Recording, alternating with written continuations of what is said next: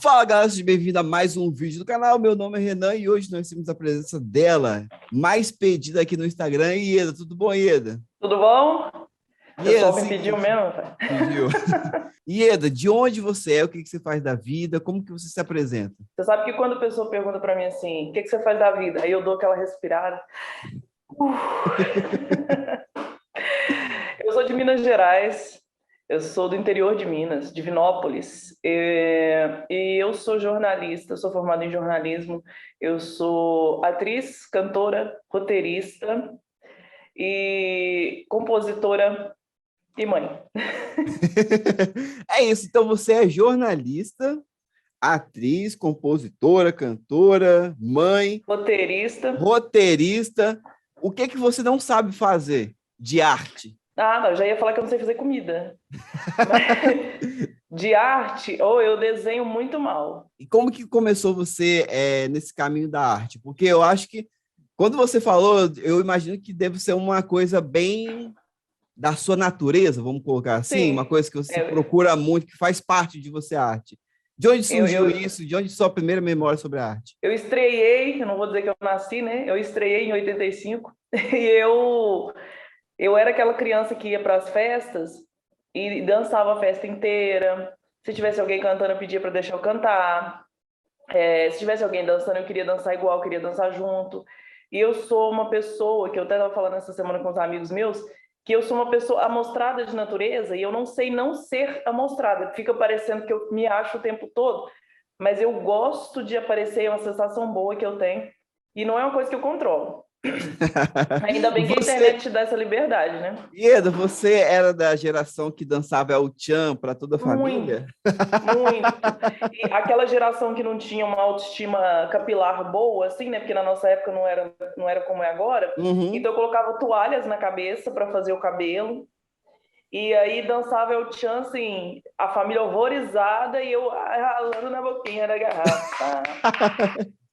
Mas vamos lá, você é atriz desde a escola, desde, digamos, contraturno da escola, já adulta? Adulta. Eu comecei a atuar, na verdade, eu já fazia teatro na escola, mas eu comecei a atuar com teatro, teatro de rua, com uns 23, 24 anos. Eu comecei a trabalhar com teatro de rua e teatro, e o teatro mesmo comum, né? E agora a gente, por causa da pandemia, a gente migrou para o audiovisual e aí agora a gente vai começar com filmes, que eu acho que Mas também é minha área. você fazia aquele teatro dramático na escola, né? Teatro dramático, teatro de comédia, como que era na escola essa questão do Uns teatro? dois, cara. Uns dois. Eu lembro de fazer um teatro sobre drogas, assim, que a professora chorou, a diretora chorou, virou um negócio assim. E também me lembro de fazer teatro de comédia, assim, que foi. A gente teve que repetir a peça várias vezes, porque era uma peça super engraçada, roteiro meu e tal.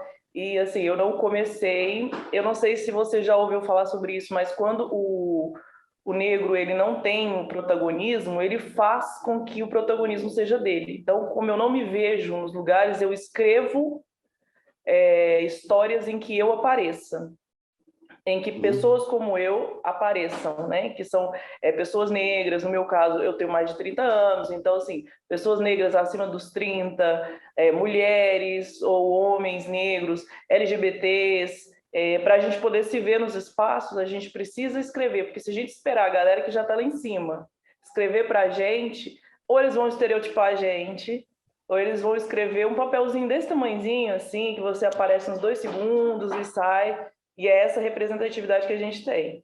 E eu não tinha essa consciência na época, mas eu já fazia isso sem consciência, Uhum. tá?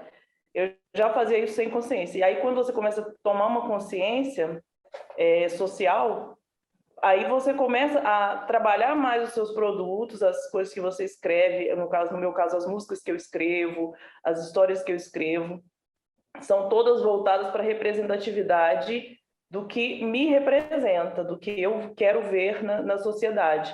Então, assim, filme LGBT, histórias de pessoas negras vencendo, ou pessoas negras que já venceram também, porque é meio cansativo ficar vendo a gente sofrer, né, menina? Uhum. E você lembra qual foi a primeira sensação que você teve, digamos, de receber do público, né? Um feedback na hora, um riso, um choro, uma palma. Você lembra disso? Porque eu pergunto isso, porque eu tive experiência também com teatro de comédia, eu fiz alguns teatros na igreja, assim. Claro que eu nunca fiz muita coisa de igreja, mas o teatro na igreja eu fiz. E eu lembro que quando eu fiz uma fala, meu personagem nem tinha fala, mas eu improvisei na hora, fiz uma fala, e o pessoal deu uma risada tão sincera e tão volumosa que eu falei assim, cara, eu quero fazer isso para a minha vida toda. Claro, naquela hora, tipo, a sensação é muito boa. Eu não consigo. É um orgasmo, é uma sensação. Para quem isso. gosta, é uma coisa que não se compara. Como que foi para você? Foi uma risada? Foi um choro? Como que foi para você essa sensação da primeira vez que te bateu forte? Então, a primeira vez que eu tive esse feedback foi cantando, não foi nem atuando, né? Foi cantando. No colégio teve uma apresentação, Dia das Mães, e eu cantei Whitney Houston. Eu tinha uns 14 anos, assim, e aí na quadra da escola, e eu era super nerd, ninguém quase conversava comigo, e eu mega tímida, não parece, mas eu era. Aí, e porque na adolescência a gente se fecha, né? E aí a quadra veio abaixo, assim, né? Todo mundo aplaudiu muito, e eu fiquei, assim, aquela sensação de elevação mesmo. Você sente, assim, como se seu pé saísse do chão. Eu falei, cara, eu quero muito isso, eu quero muito isso.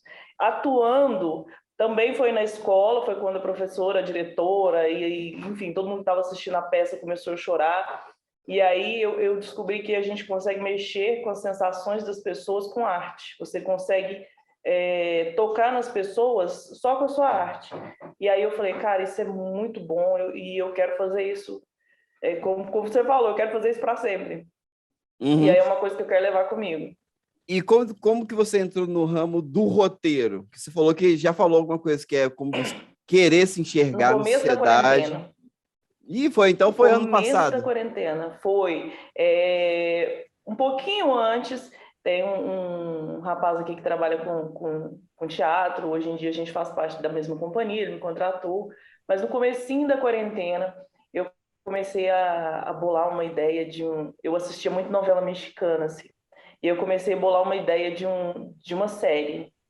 E aí na verdade, era até um filme, né? Aí eu cheguei assim nesse menino e falei, cara, eu tenho uma ideia. Ele falou, cara, isso dá uma série muito boa.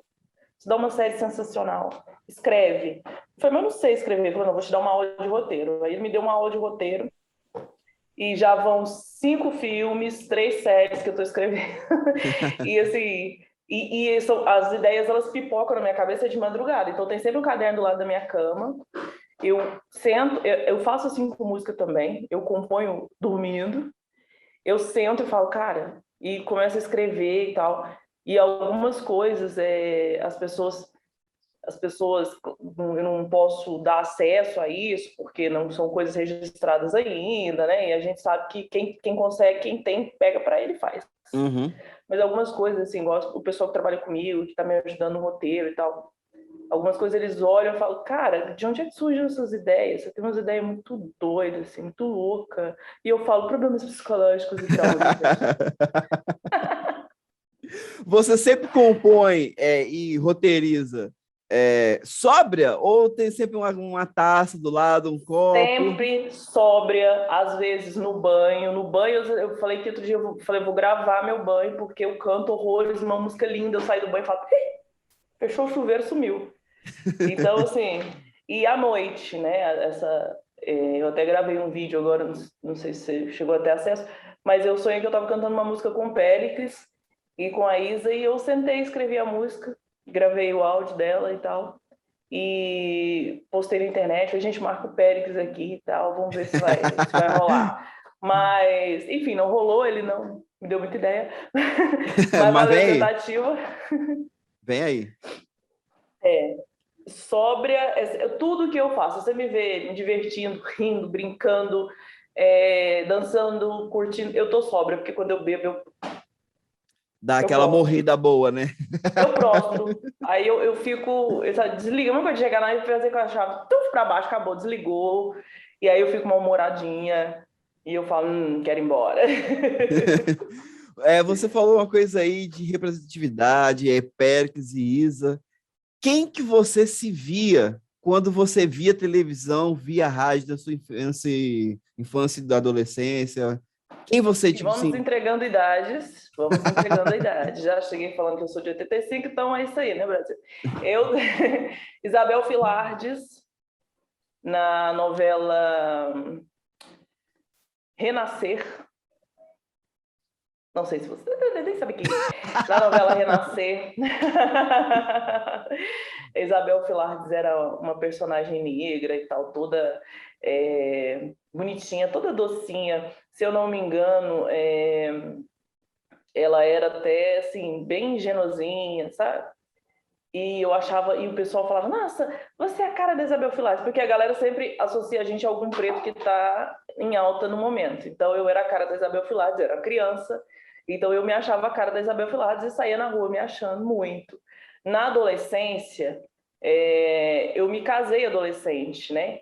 E eu casei adolescente e separei 5 anos depois. Então, com 21 anos, eu estava separada e com filho para criar e não estava assim, como é que eu vou dizer? Eu não me sentia adulta, eu me sentia adolescente. Eu andava com pessoas adolescentes e eu me relacionava com pessoas adolescentes. Então, assim, na adolescência foi aquela época do R&B. Então chegou Beyoncé, chegou Rihanna, chegou um monte de artista preto com aqueles clipes maravilhosos, e aí eu ficava me vestindo igual, usando cabelo igual, boina de lado, botinha, calça baixa, brincão, gloss e aquele negócio todo. Então eu passei a minha fase de adolescência me achando uma estrela de hip hop. Como minha cidade era pequena, eu realmente era tratada como uma estrelinha de hip hop, assim, então eu me achava muito. Mas você gostava de hip hop ou você passou a gostar de hip hop por esse motivo? Eu não tinha conhecimento, né? Interior de Minas Gerais, você cresce escutando uma Batista, bem. Tá? É uma Batista, Gini Geno, Pedro Bezerra da Estrada, Trio Parada Dura, entendeu? Eu não tinha nenhum conhecimento dessas. Aí, quando eu me casei, o meu ex-marido, ele ouvia muito rock. E o rock que ele gostava era Guns N' Roses, era Iron Maiden, AC/DC. E aí eu fiquei naquela mescla de sertanejo com rock, que eram as coisas que eu ouvia. Quando eu me separei, eu comecei a gostar e me encontrar no R&B. Do nada, o meu gosto musical, ele é todo eclético, todo misturado. E eu vou de calypso a BTS em 2 segundos. Você tem playlists malucas também? Tenho muita maluquice na minha playlist. E assim, às vezes eu abro caixinha no meu Instagram falando, gente, pede música aí, pessoal. Eu quero escutar Roupa Nova. Eu quero que você cante um negócio antigo. Eu falo, pelo amor de Deus, gente. Que isso? Sou velha, mas não sou tanto, né? Vocês acham que eu vou tirar minha dentadura para cantar isso aqui? Vocês me respeitam. Não pede música atual, gente, pessoal. Não pede música atual nas minhas caixinhas. Não pede. Aí Talvez eu seja tenho que público, né? pesquisar. Eu tenho que pesquisar. E eles acham que eu tenho uma cultura assim, porque é só MPB que eles me pedem. Não chega um pagodinho lá, não chega um, sabe? Uhum. Nada. Esses dias eu abri a caixa de pergunta e alguém tava falando sobre bossa nova, assim. O que eu achava da bossa nova e tal.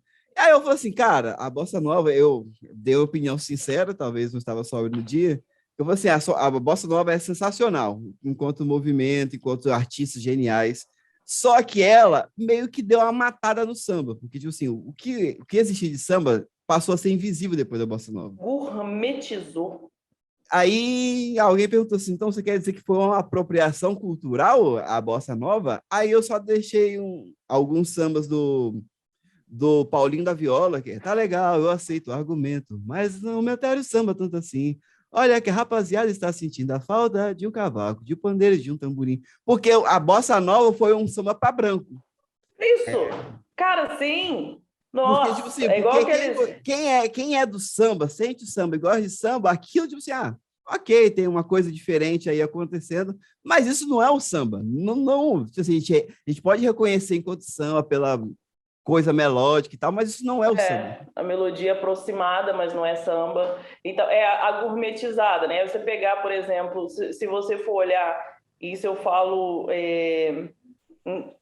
enquanto artista, no meio artístico, o que estão fazendo com o funk também é trazer o funk da periferia, colocar gente branca para cantar e colocar ali uma estética aceitável, colocar uma estética do pop no funk, para que ele seja aceitável, e aí você não vê os MCs pretos, as cantoras de funk pretas, tendo a mesma visibilidade que as cantoras de funk brancas, porque a galera aceita uma estética, entendeu? Essa semana eu estava falando sobre K-pop. Eu amo K-pop. Eu amo K-pop. Mas o K-pop é todo da cultura preta. Desde a roupa, até o cabelo, até o ritmo, até as danças, é todo da cultura preta. Por que ele é mais aceitável mundialmente? Porque as pessoas que estão cantando K-pop, ainda que não sejam pessoas brancas, elas têm uma estética mais aceitável do que a estética negra. As pessoas que cantam K-pop, elas performam uma ingenuidade, uma fofura que as pessoas negras não têm. A pessoa negra, para fazer sucesso, principalmente para mulher, tem que ter uma unha grande, tem que ser uma Cardi B, tem que falar palavrão, tem que ter o silicone em dia, tem que gritar e tem que escrachar. E aí ela começa a fazer sucesso. Se for uma pessoa preta tentando ser fofinha e cantando músicas que falam sobre a vivência, a existência e as coisas dela, ela não vai para frente. Infelizmente, a sociedade não quer isso. Ela quer a sociedade enquanto uma propulsora de artistas, ela coloca nos quadrinhos quem ela quer em cada lugar. E o preto tem o quadrinho dele. Ou ele é bem barraqueiro e tem aquela imagem colorida, escrachada, para poder fazer sucesso, ou ele canta pagode. E senão ele não vai para frente. Você falou isso aconteceu muito claramente, até, digamos, o fracasso da carreira, não sei, a decadência, com o latino, porque quando o latino veio, ele veio para falar de sexo, mas as pessoas pretas da comunidade periférica que falam sobre sexo falam assim de uma forma mais natural, assim, que as pessoas transam, as pessoas têm buceta, as pessoas têm pau, as pessoas têm tesão. O latino não, que é o barraco, vai tremer, o AP, vai bunda lelê, tipo assim, ninguém usa, nem na época usava a expressão bunda lelê, mas o funk Não do é bunda mesmo? lelê, ele passa totalmente. Então, buscou-se ao máximo o latino enquanto representante do funk, da socialite paulistana e não sei o quê, até que, tipo assim, não se sustentou, porque o funk não é isso, não Não vai é ser. mesmo. Eu nunca considerei o latino como funk, só para começar. A gente nem considerava o latino, para a verdade. Mas... Nem o macaco que Mas fugiu do latino. até o macaco dele foi embora. Mas eu vejo muito isso assim, enquanto Carol, MC Carol, eu vejo isso, Tati Quebra-Barraco, eu vejo as minas do rap, do trap, que são pretas e tal, que falam abertamente sobre assuntos que a sociedade ainda trata como tabu e fica, ai meu Deus, elas transam, meu Deus, mulher tem tesão, meu Deus, mulher fala disso. São coisas que a gente fala no dia a dia abertamente, de qualquer maneira, porque é muito comum, e eu acho que quanto mais você tratar assuntos sexuais de forma comum, mais fácil fica a vida da gente. E aí, quando você leva isso para a música de uma forma aberta, de uma forma mais tranquila, a liberdade sexual da mulher, a liberdade sexual do ser humano, e de falar sobre uma coisa que é do dia a dia, gente, pelo amor de Deus. E aí a gente trata isso com tanta naturalidade, quando chega na alta sociedade, eles ficam horrorizados, porque tudo na alta sociedade tem que ser por baixo dos panos, tudo tem que ser fingindo que não acontece, tudo tem que ser fingindo que não está ali. Esses dias eu estava vendo uns pagodes aqui, e aí a galera considera muito inimigos da HP como pagode, sabe? E eu falei, isso é pagode branco, gente. Né, isso aí é pagode de branco, é um negócio mais tranquilo, é um negócio mais sossegado. O pagode ele não traz essa referência assim mais aberta às questões sexuais, porque ele é melódico, ele tem uma coisa mais do relacionamento e tal. Mas eu vejo muita gente, Ferrugem está aí para contar para gente, né? Que muita gente branca fazendo sucesso cantando pagode, mas se você for procurar mesmo, não tem conhecimento, não sabe nem. Não estou dizendo que Ferrugem é assim, porque não tem conhecimento com ele, mas assim, se você procurar bem, não sabe nem história de samba, de pagode no Brasil, não sabe como que surgiu, não sabe da mistura de ritmos, não sabe de nada disso. É porque a pessoa vai pelo sucesso ali, tipo assim, eu quero fazer sucesso, aí você está fazendo sucesso, mas o samba, ela enquanto movimento, ele é muito importante porque é uma identificação racial, acho que das primeiras, porque é o que liga a ancestralidade do samba da África, o samba de roda da Bahia, né? Todo esse refúgio, tudo que não era, que não podia tocar, que era principalmente a percussão, por ser da macumba, por ser da umbanda, por ser do candomblé. Então o samba foi abraçando isso tudo. Então isso desde sempre o samba ele veio acolhendo uma galera ali que era invisível para a sociedade. Enquanto Trouxe uma hoje, representatividade, né, exatamente. das culturas. Por isso que o samba, apesar de ser um meio, e isso antigamente, principalmente antigamente, extremamente machista, é, até LGBTQIA+, fóbico, mas ele era ainda mais acolhedor. Sempre foi, tipo assim, pô, por exemplo, Alessi Brandão, né? A gente vai falar de sexualidade, gente preta, Alessi Brandão. Ela trazia uma galera que, tipo assim, porra, eu me vejo na Alessi Brandão. E a gente sabe que o carnaval, o carioca, o carnaval, não sei o quê, o samba, ele é um meio tóxico, mas ainda assim, em relação a qualquer outro movimento, acho que cultural na época, vamos colocar anos 90, ele era muito mais acolhedor.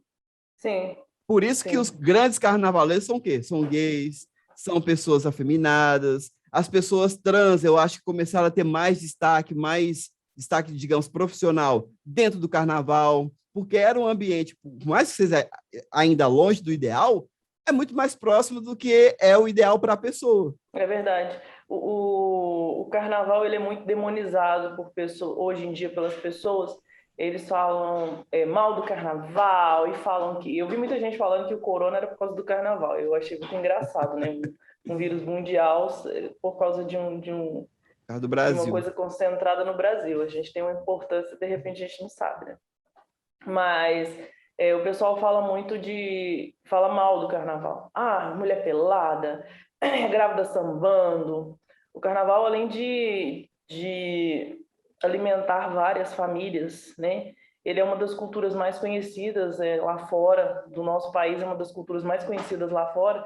Então eu acho assim, a síndrome de vira-lata do brasileiro, ela vem dessa mania que a gente tem de eurocentrar tudo, de querer tudo igual na Europa. A gente quer ser europeu brasileiro. Não sei o que acontece com o brasileiro que não consegue sentir orgulho do seu próprio país enquanto cultura, pois nós temos capoeira, nós temos samba, nós temos carnaval, nós temos coisas lindas, nós somos coloridos, nós somos de várias cores, nós temos sotaques diferentes, comidas diferentes. É um país imenso e tem uma fauna e flora imensa, e a gente tinha que levar isso aos quatro cantos, assim, com um orgulho tremendo, mas não. Eu tenho vergonha de ser brasileiro.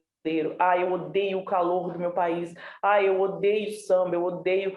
E aí, com essa síndrome de vira-lata que a gente tem, a gente vai acabando tornando a nossa cultura cada vez mais európica, digamos assim, e vamos apagando as culturas e as raízes culturais que o nosso país tem, que é lindo de ver. Por exemplo, eu danço reinado aqui no interior de Minas. E a gente é uma tradição que a gente tenta passar para a família, de mãe para filho, vai passando para a família toda. E aí você vê muita gente falando, eu tenho vergonha de dançar reinado. É um movimento maravilhoso, é uma festa linda, é uma coisa que acontece assim uma vez por ano, e é muito bonito, é original dos negros que foram escravizados. Então, assim, é uma coisa que traz um contato com a sua cultura, e as pessoas ficam só, eu tenho vergonha. E de vergonha em vergonha a gente vai se perdendo um pouco, a gente vai Uhum. deixando de ser brasileiro. Mas explica para quem não sabe o que é o reinado, assim, Uma O coisa rápida. reinado, Folia de Reis, ele acontece uma vez por ano, a festa de Nossa Senhora do Rosário, Santo Expedito e Santa Efigênia, são 3 santos, e ele é uma fusão do catolicismo com o candomblé, digamos assim, né? Porque, aliás, não é nem o candomblé, com as religiões de matrizes africanas. As religiões de matrizes africanas, as pessoas que foram escravizadas, elas trouxeram de lá isso, a gente precisava ter respeitado, mas, né, não respeitou nem a liberdade. Eles trouxeram da África as religiões e os santos e deuses que eles cultuavam. Quando chegou aqui, se eles fizessem qualquer manifestação cultural que fosse relacionada ao país deles, eles eram castigados. Para que pudessem continuar cultuando os seus deuses, os seus santos, eles criaram então o reinado, que é a festa de reis ou folia de reis, que é quando você se junta e você escolhe uma pessoa para ser o rei da festa. Geralmente era o senhorzinho, né, que era a pessoa que pagava o banquete, que dava o banquete para os foliões, e esses foliões levavam esses reis, esses santos até a casa, levavam os santos até a casa dos reis, e quando chegava lá, eles cantavam, eles dançavam, eles se apresentavam, eles cultuavam esse rei como se ele também fosse um santo e tal. E aí, por isso que os senhorzinhos deixavam, porque ia no ego deles, né? E eles cultuavam ali, mostravam as danças que vinham da cultura deles. Depois de fazer essa dança, eles se alimentavam, comiam o banquete que era oferecido e depois voltavam para o templo, faziam oração para os santos deles que eles podiam fazer para depois eles irem para casa.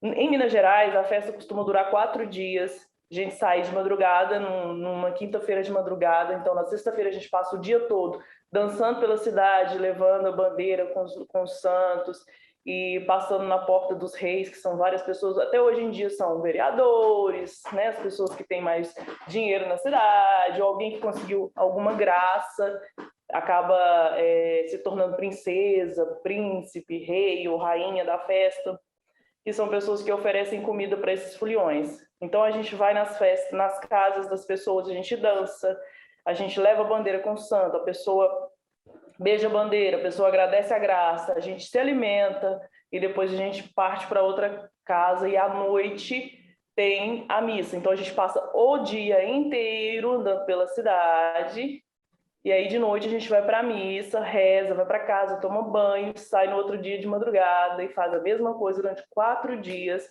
cultuando esses 3 santos e também São Miguel Arcanjo, que é um dos santos também que a gente cultua nessa festa.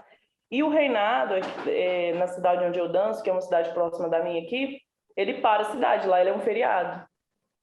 Quando todas as guardas, que a gente chama de ternos, ou de conjunto de pessoas, né? Por exemplo, a minha guarda chama Congo Vilão. Quando todas as guardas se juntam, no último dia, eles fazem uma procissão pela cidade, e aí vem uma galera e filma por cima, e você vai ver as cores, como se fosse uma bandeira. Verde, laranja, amarelo, todos. Tem gente que dança com penas, tem gente que dança com turbantes, tem gente que dança com chapéu. E é muito bonito de ver, é uma manifestação cultural muito bonita. E, Eda, já chegando para o final, o que a arte é para você? Olha, eu falo nada, eu falo, não, eu vou falando. É isso, é isso. Mas o que a arte é para você? Eu respiro, né, arte. Eu sou arte.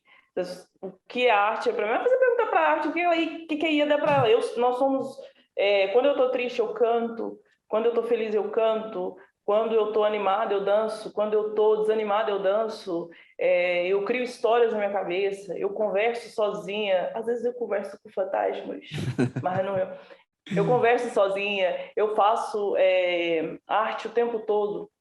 Eu vivo atuando, eu vivo cantando, eu vivo num universo artístico que, se eu não tivesse, talvez eu não aguentaria as pancadas da vida, digamos assim.